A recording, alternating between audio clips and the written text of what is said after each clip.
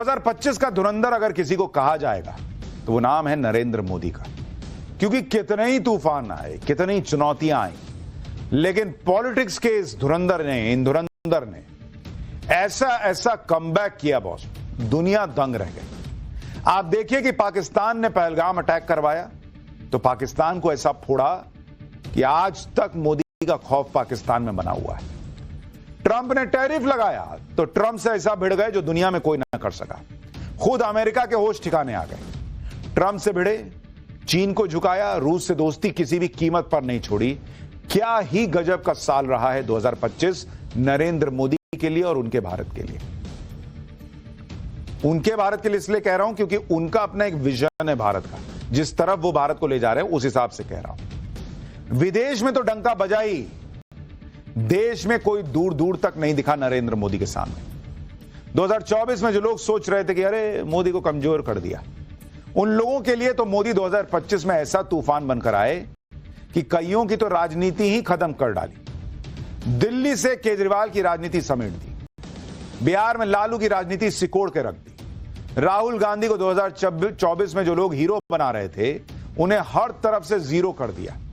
Vote चोरी से लेकर राफेल गिरने तक और नरेंद्र सरेंडर से लेकर डेड इकोनॉमी तक हर नैरेटिव को नरेंद्र मोदी ने ध्वस्त किया। चला तो सिर्फ एक ही नाम, एक ही नैरेटिव, और वो नैरेटिव और वो नाम बनाया नरेंद्र मोदी ने अपने बड़े बड़े काम से। 2025 में नरेंद्र मोदी ने क्या क्या धमाके किए और 2026 में कौन सी पिक्चर दिखाने वाले हैं, आज आपको ये विस्तार से बताऊंगा। लेकिन पहले इसकी एक झलक देखिए।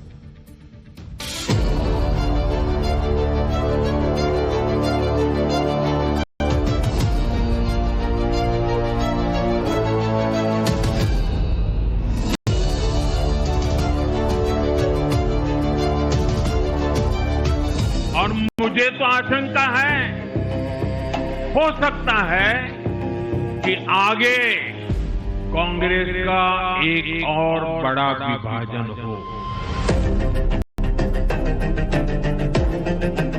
मैं बंगाल के भाइयों बहनों को भी आश्वस्त करता हूं, अब भाजपा आपके साथ मिलकर पश्चिम बंगाल से भी जंगल राज को उखाड़ फेंकेगी।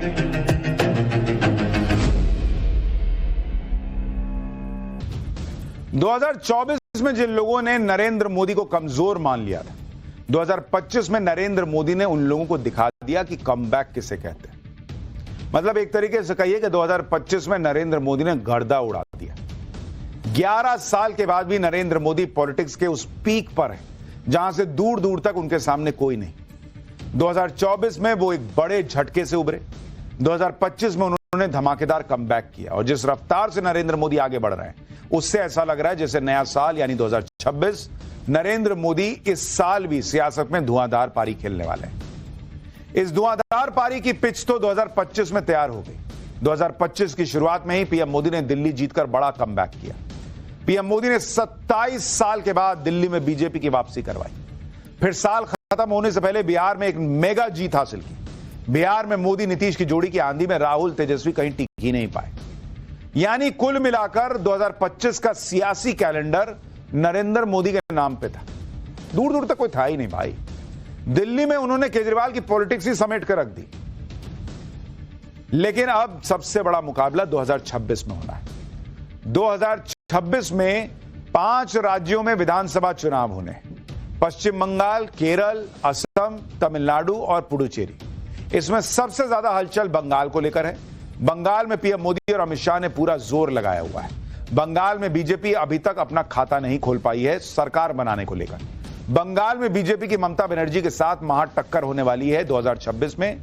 और 2026 में और क्या क्या होने वाला है, नरेंद्र मोदी और क्या क्या करने वाले हैं, 2026 में पीएम मोदी क्या बड़े सियासी फैसले लेने वाले हैं, एक एक करके पाठशाला में आपको बताना शुरू करता हूं। देखिए 2025 में पीएम मोदी ने कैसे झंडे गाड़ दिए, कैसे भगवा फहरा दिया, उसकी तस्वीरें आपको याद होंगी। नरेंद्र मोदी के राज में एनडीए का दायरा कैसे बढ़ता जा रहा है। आप देखिए पश्चिम से लेकर पूरब तक पूरा आधे से ज्यादा देश पर एनडीए का राज है, भगवा दिख रहा है। मौजूदा स्थिति के मुताबिक देश के 18 राज्यों, 2 केंद्र शासित प्रदेश में एनडीए की सरकारें चल रही। 2025 में पीएम मोदी ने 27 साल से सत्ता से दूर बीजेपी की दिल्ली में वापसी कराई। बिहार में एंटी इनकम्बेंसी के जो 20 साल की एंटी इनकम्बेंसी थी उसको हवा कर दिया भाई। लोग हवा में उड़ गए, आंधी में उड़ गए। लेकिन 2026 में क्या होने वाला है, जिन 5 राज्यों में चुनाव हैं, उसका समीकरण आपको समझना चाहिए। देखिए, ये जो 5 राज्य हैं, अगर आप उसको देखने जाएंगे, उसका समीकरण आपको समझना चाहिए। 2026 में 2026 के चुनाव अगर आप इसको देखिएगा 5 राज्यों के, तो 3 राज्य ऐसे हैं जहां बीजेपी की कभी सरकार ही नहीं बनी, कभी भी नहीं। तो ऐसे में बीजेपी के लिए 2026 बहुत बड़ा चैलेंज लेकर आ रहा है। इसमें कौन कौन है भाई? एक तो हो गया बंगाल, एक हो गया केरल और तीसरा हो गया तमिलनाडु। बीजेपी तमिलनाडु में जो है वो AIADMK से गठबंधन करके रही है, लेकिन ऐसे नहीं रही है। असम ये अलग राज्य है जहां पर बीजेपी सरकार में है और उसे असम को बचाना है। 2016 से बीजेपी की सरकार है। और पुडुचेरी, यहां पे बीजेपी की सरकार है और पुडुचेरी में एनडीए की सरकार है और यहां पर भी 2021 से एनडीए की सरकार है। यानी 2026 में भी पीएम मोदी के सामने नए नैरेटिव को तोड़ने की चुनौती है। दक्षिण भारत में ब्रांड मोदी का वो जलवा अभी तक उस तरह से नहीं सेट हुआ है जैसा उत्तर में दिखता है। इस नैरेटिव को तोड़ना होगा। तमिलनाडु और केरल के चुनाव के जरिए पीएम मोदी इस नैरेटिव को ध्वस्त कर सकते हैं।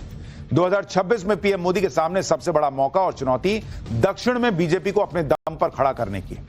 दक्षिण भारत में बीजेपी की बड़ी जीत कर्नाटक तक सीमित रही है। बाकी के दक्षिण के राज्यों में वो ज्यादातर क्षेत्रीय सहयोगियों के सहारे आगे बढ़ी।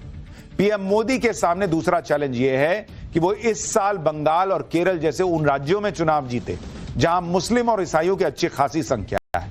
बंगाल में 27% मुस्लिम आबादी है, केरल में करीब 46% मुसलमान और ईसाई हैं। यानी 2026 में बड़े चैलेंजेस हैं नरेंद्र मोदी के सामने। लेकिन मोदी की यही खास बात है कि वो सीना तानकर चुनौतियों से बढ़ जाते हैं और ज्यादातर समय जीत कर भी दिखाते हैं। 2026 में पीएम मोदी क्या करने वाले हैं उसका जिक्र वो 2025 में कर चुके हैं। 2025 में पीएम मोदी ने 2 बड़ी बातें कही थी। इसमें पहला तो यह है कि बिहार के बाद बंगाल की बारी है और 2026 के लिए यही पीएम मोदी का सबसे बड़ा चुनावी टारगेट भी है। इसके अलावा पीएम मोदी यह भी भविष्यवाणी कर चुके हैं कि निकट भविष्य में कांग्रेस का विभाजन हो सकता है। नए साल में फ्यूचर पॉलिटिक्स से जुड़े पीएम मोदी के ये दोनों बयान आपको सुनने चाहिए जो 2026 को लेकर बड़ी प्रिडिक्शन की तरह है। गंगा जी यहां बिहार से बहते हुए ही बंगाल तक पहुंचती है। बिहार ने बंगाल में भाजपा की विजय का रास्ता भी बना दिया है। मैं बंगाल के भाइयों बहनों को भी आश्वस्त करता हूं, अब भाजपा आपके साथ मिलकर पश्चिम बंगाल से भी जंगल राज को उखाड़ फेंकेगी। ये जो कांग्रेस के नामदार है, ये जिस रास्ते पर कांग्रेस को लेकर चल रहे हैं, इसके प्रति घोर निराशा, घोर नाराजगी अंदर ही अंदर पनप रही है। और मुझे तो आशंका है, हो सकता है कि आगे कांग्रेस का एक और बड़ा विभाजन हो। देखिए, नरेंद्र मोदी जो भविष्यवाणी कर रहे हैं उसमें होने को तो कुछ भी हो सकता है, क्योंकि बीजेपी एक के बाद एक सरप्राइज दे ही रही है। आप देखिए कि जिस केरल में कोई बीजेपी का नाम नहीं लेता था, वहां पर नरेंद्र मोदी ने 2025 खत्म होते होते वामपंथियों और कांग्रेस का किला हिला दिया। केरल में पहली बार बीजेपी का मेयर और डिप्टी मेयर बना। केरल के इतिहास में पहली बार बीजेपी ने सत्ता का स्वाद चखा। तिरुवनंतपुरम नगर निगम के बीजेपी नेता वीवी राजेश मेयर चुने गए। प्रधानमंत्री नरेंद्र मोदी ने इसे केरल की राजनीति में एक अहम मोड़ बताया। 2026 में केरल में चुनाव है और इस जीत से बीजेपी को बूस्ट मिलना तय माना जा रहा है। देखिए, बात किसी एक राज्य की नहीं है। पिछले 11 साल में सियासत में आप नरेंद्र मोदी की सफलता को देखिए, दूर दूर तक कोई नहीं है। कांग्रेस जहां खत्म होती जा रही है, वहीं नरेंद्र मोदी बीजेपी को नई ऊंचाई तक ले जा रहे हैं। अगर आप देखेंगे कि मोदी ने क्या किया है